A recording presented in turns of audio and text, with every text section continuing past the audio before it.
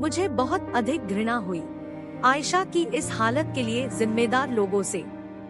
न केवल उन्होंने 12 साल की उम्र में उस बेचारी की शादी करवा दी, बल्कि जब उसने पति के अत्याचारों से बचने की कोशिश करने की सजा के रूप में उसकी नाक और कान काट दिए। युवा आयशा मोहम्मद जई, जो बमुश्किल 12 वर्ष की थी, को कर्ज चुकाने के लिए एक तालिबान लड़के से जबरन शादी करा दी गई।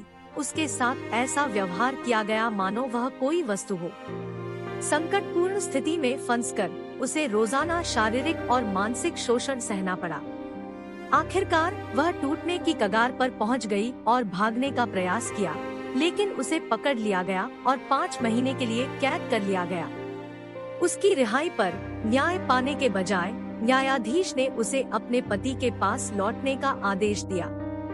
दुर्व्यवहार के चक्र से मुक्त होने के लिए दृढ़ संकल्पित होकर उसने भागने का एक और प्रयास किया, लेकिन उसे पुनः पकड़ लिया गया। उसके पति ने उसकी नाक और कान काटने जैसी भयानक सजा दी।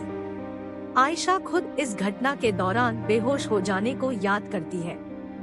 आधी रात में जब उसे होश आया तो उसे ठंडक महसूस हुई, जैसे उसकी नाक में ठंडा पानी आ गया हो। वो पहाड़ों में मरने के लिए छोड़ दी गई। वह चमत्कारिक ढंग से साहस दिखाते अपने दादा के घर पहुंच गई, जहां उसे आश्रय और सहायता मिली। आखिरकार उसे एक गुप्त आश्रय में ले जाया गया और बाद में चिकित्सा उपचार प्राप्त हुआ। 2010 में उसे संयुक्त राज्य अमेरिका ले जाने के प्रयास किए गए, जहां उसकी कई सर्जरी हुई। प्रक्रियाओं के दौरान अस्थायी कृत्रिम अंग प्रदान किए गए, जबकि उसके शरीर के अन्य हिस्सों से ऊतक का उपयोग करके उसकी नाक और कान का पुनर्निर्माण किया गया। आयशा अपने साथ हुए गंभीर दुर्व्यवहार के कारण पोस्ट ट्रॉमेटिक स्ट्रेस डिसऑर्डर और मानसिक स्वास्थ्य संबंधी कई समस्याओं से जूझ रही है। यह तथ्य कि कर्ज के कारण उसे 12 साल की उम्र में एक आतंकवादी से शादी करने के लिए मजबूर किया गया, दुर्व्यवहार और यातना का सामना करना पड़ा, उसे एक अवर्णनीय खालीपन से भर देता है। अफसोस की बात है कि ये मामला कोई अकेली घटना नहीं है।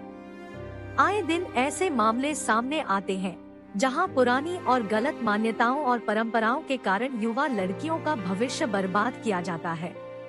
यह एक स्पष्ट अनुस्मारक के रूप में कार्य करता है कि सिर्फ इसलिए कि किसी चीज को पारंपरिक माना जाता है, वह इसे नैतिक रूप से सही या लाभदायक नहीं बनाती है। क्रेडिट जोस अल्बर्टो। दोस्तों, ऐसी कहानी सुनने के लिए हमारे चैनल को लाइक करें, शेयर करें, सब्सक्राइब करें। Thank you so much.